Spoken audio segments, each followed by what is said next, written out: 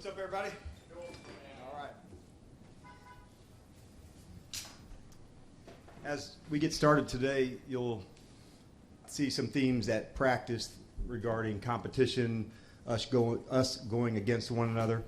So Monday is really about what we call Tell the Truth Monday, the things that we wanted to see from the game, what'd you emphasize, what'd you like. And then today we call Competition Wednesday. We'll have some good-on-good work, skills together to get sharper and sharper, and that'll be all the way throughout the season. And as we get into the rest of the week, some of the themes will go, but you'll see at practice today really a lot of good-on-good, and that'll be the case for today and for tomorrow before we shift gears on Friday into preparation for Sunday night. So all that said, wanted to get it rolling with you guys, but give you a little insight onto how we have a philosophy for the week.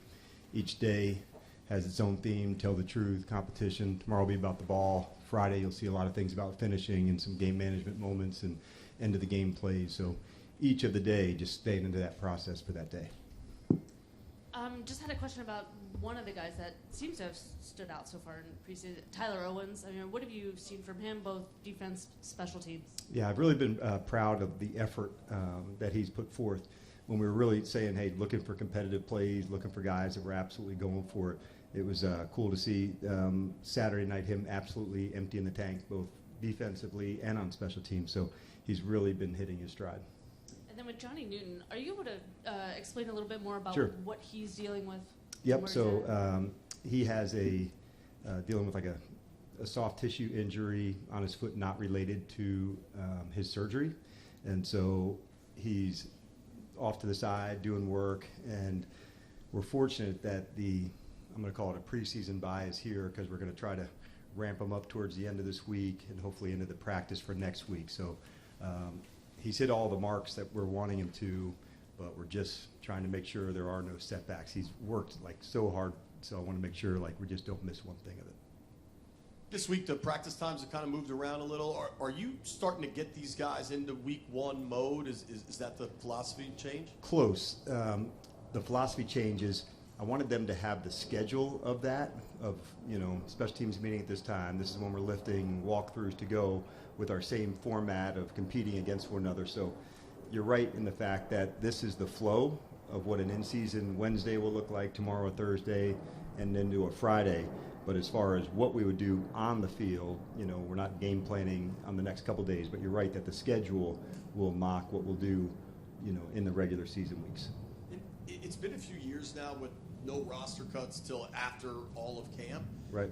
Now that you've gotten used to it, I guess, are there any drawbacks to that? Are there any times where maybe you're not getting to see everybody because you still have this big bloated roster? No, I don't find the drawback in it, because I do think there's value in finding that last piece, and so maybe the old days it was the fourth preseason game, nowadays it's the third, where there's more to see. And I would say from the roster spot, from the 40s through 53, and when we get towards the end of the week, we'll talk about New England into next week, and you'll hear us talk about a 70-man roster, now that the practice squad has expanded and you have veterans, you have call-ups, so we kind of think even in a bigger picture than the 53. So I don't find the downside to it, because a number of the people that you have here are going to be some ones that you're going to want to continue to work with moving forward, whether on the roster or on the practice squad. So no downside for me in that space. Hi, Coach. Could you talk about two of the guys in their second year, Andre and KJ Johnson, and what are you seeing from those guys through the training camp in the first two preseason games? Yes, I think what you're seeing at defensive end, and we play out on the edge a lot. We're really trying to bring, the speed and, the edge setting ability, and I've seen that from those guys. As the edge players, all downs, first, second, and third downs, the special teams roles for those guys, but really more than anything, I've just seen like their relentless style, their nature of how they want to go play. The play style is so important to us, and both of those two have really embodied, all I can do to make that happen. And so I've been very pleased with both of them. And about the offensive line, what are you seeing there as far as people that's still being inserted there? Yep. What do you like about what you're seeing at this stage of the game? What I do like is finding the versatility of players into this spot. If we use Trent as an example, he's taken snaps at right tackle, at left tackle. We'll put him inside to guard to work him in that. You've seen Paul from outside to inside. So finding, the versatility of who can be a swing tackle, who could also play guard and center. So finding the versatility, that's the really big key to this. As far as combinations and people working together, you just need more of that, like always. But I am pleased to see during this time of year, you have to put guys into different spots because that's really the only way that you're going to know, both in practice and in the game. Dan, you've described yourself as not patient, I think. Accurate.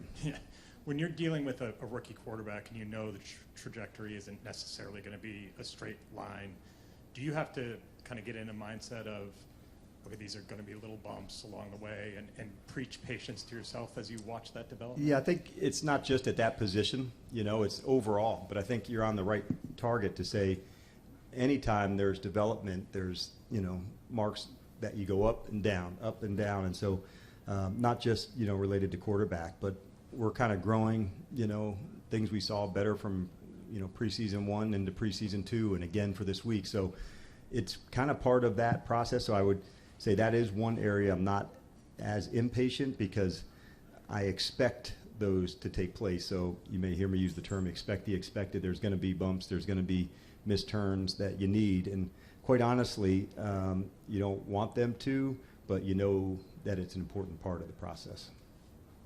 Coach, I wanted to ask you about Bobby Wagner. You had him a decade ago.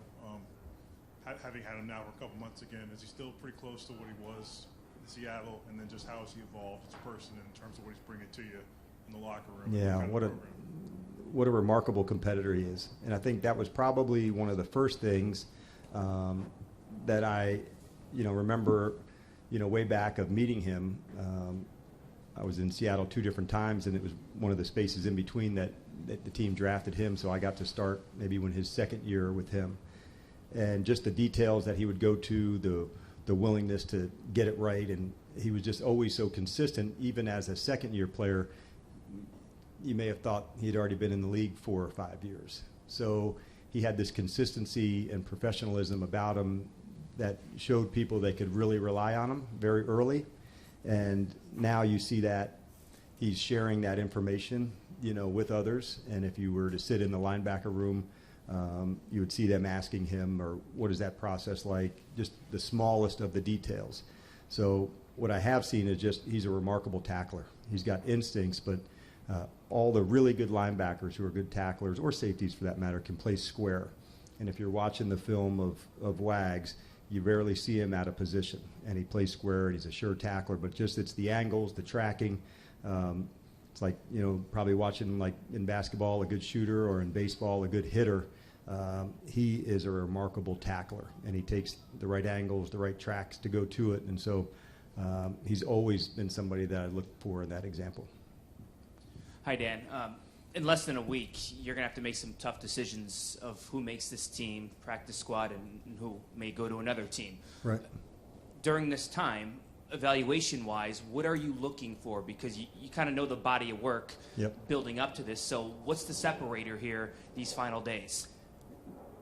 This may sound unusual, but we're really looking for consistency, because sometimes when a person can be into this spot, or a ball player, they could press, to really want to show out, or I want to make this play, I want to do something to stand out. And so being tighter doesn't allow you to play better.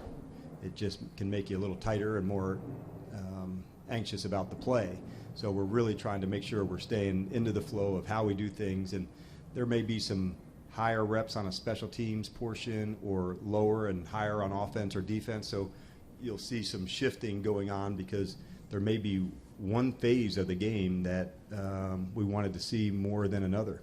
So, for instance, let's say a guy played, a lot of snaps last week on offense and defense. He may play less that way and more on the special team side to have that evaluation come true. So we're being as thoughtful as we can to make sure we're putting guys into the right spots to see if they can make those plays. Sometimes we'll feature some plays.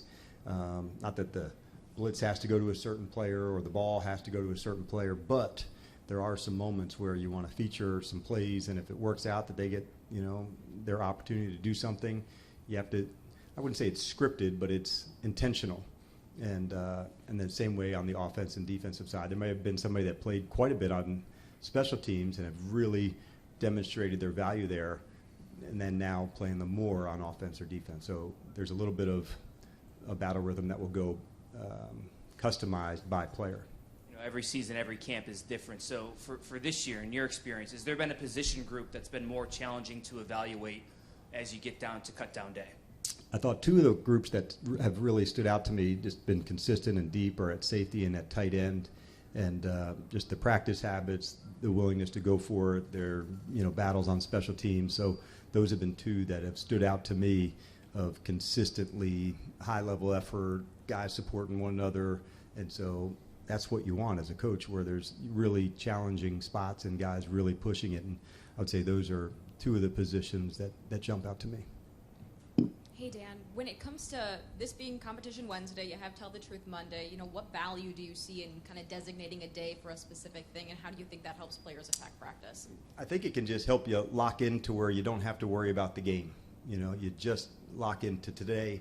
The competing part really is, it's us going against one another to really sharpen our skills. And there could be a competition that's not scripted, just a third down competition, for instance, you'll see today, different down and distances. The coaches, the players all have to react into that moment. But more than anything, it's helping one another be at their best. And that's what I like about it. So if we can really compete against ourselves to whatever the past bar was, to see if we can take it further, and against one another, the whole room can kind of just lift. And so you don't have to go into the game in that space now. Like today's about getting better and worrying about us and the things that we need to do.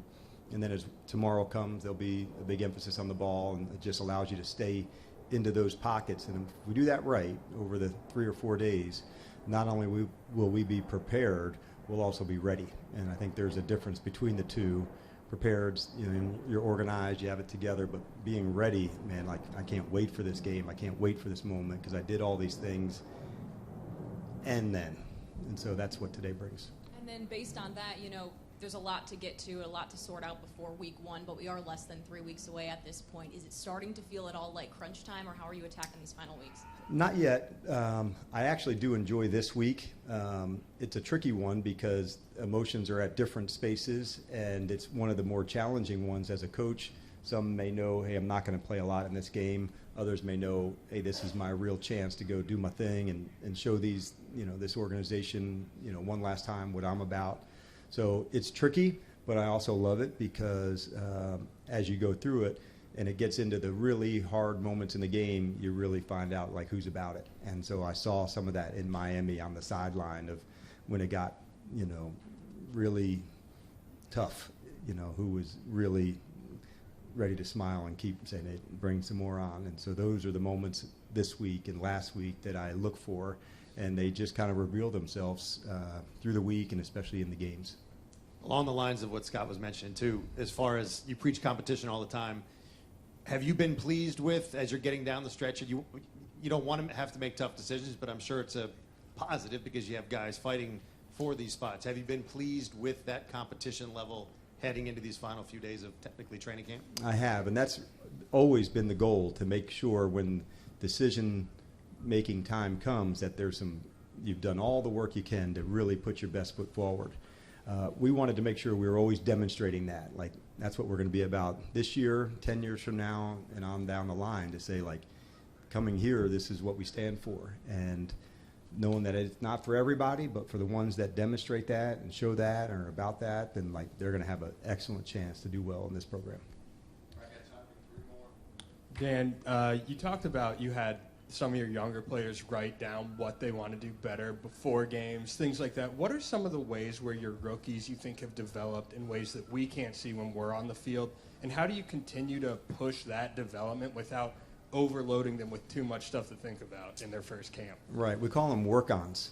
And so they have to, put down something specific that you can measure to get better at. And that could be demonstrated footwork, could be something different about a specific pass route, might be different, tackling technique for somebody, but each of the players have something that you'll see them that's part of their work on. Could be done pre or post practice. And then, so for instance, today we showed some of those work-ons from the game in Miami. Here's somebody that was wanting to work their footwork at the top of a route, and then I showed that example from the game. So I wanted to show the work-ons that you're doing, it's making a difference in your play. And so you can't have 10 things to do to get better, but if you can lock in on, like, I want to get better at this one thing, it makes it a lot easier to hone in on that. And that's our job as coaches, to help them find drill work for that, tape, emphasis, to make it come to life.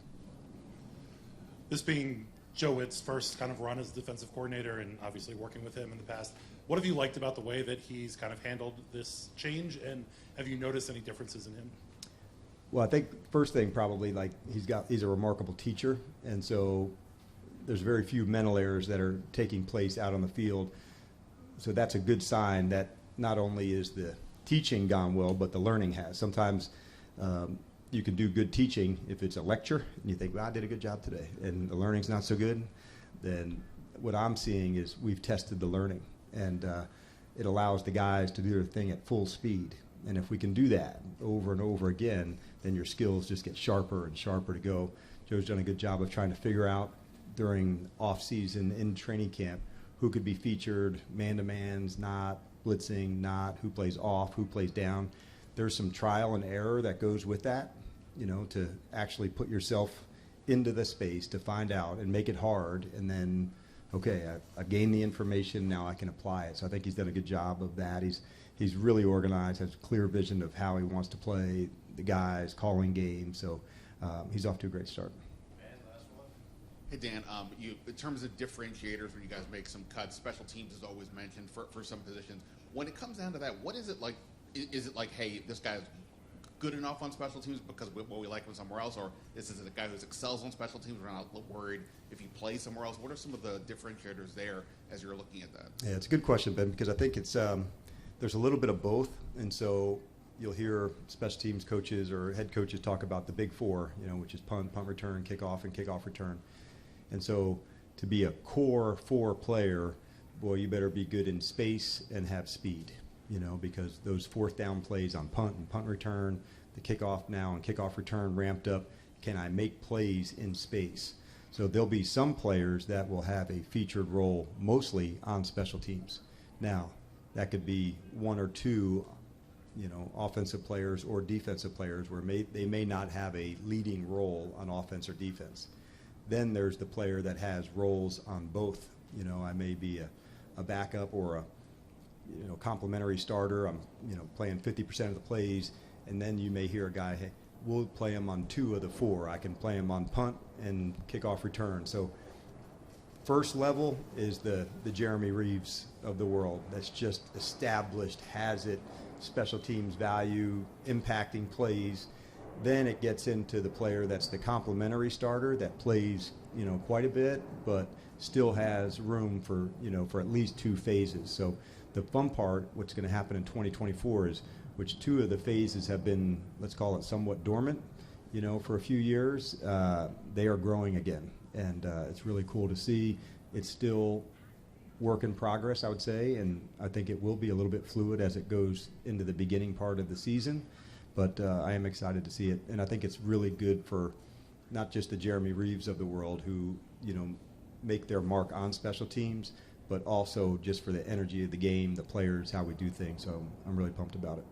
And then just, I assume, in theory, guys like a Tyler Owens or a Newsroom, if they're on the team, probably are going to play teams. They weren't high picks. They weren't picks at all. Obviously, were you coaches always come into the draft process late? When did you start looking at those guys? Like, what were your first impressions of those guys? How long ago was that, and how does that go? Yeah, because you're right that if they're playing a lot in college, they're probably not playing a lot on special teams. So the rookie player that you're developing on special teams, you have to remind them, man, this is just football. This is just like making a tackle or, you know, running a route. This is how you do it.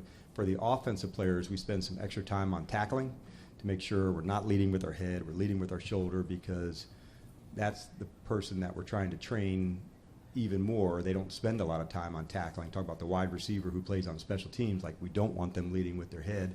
Own a leverage, hit with your shoulder. So like today we had a big presentation on tackling and breaking tackles, and we do it for the whole team, not just for the defense, because we recognize on the team side of things that's going to be there. We've tried to make sure we have a vision for every player, you know, that we bring in, what they can do, where their skills are. It takes a while, but coming in, if you see a certain speed or a certain length, you say, I think he could be a wing and punt. I think he could, be a returner. I think he would be an interior guy in punt return. So you try to find unique things and then make that come to life. Because quite honestly, the rookies don't have a vision for what their special teams is going to look like. It's up to us to show them what that vision can be and look like. And I think Tyler's done a good job of that, and so have some others. But as a rookie, he's demonstrating that kind of speed and physicality. All right, you guys have a great day.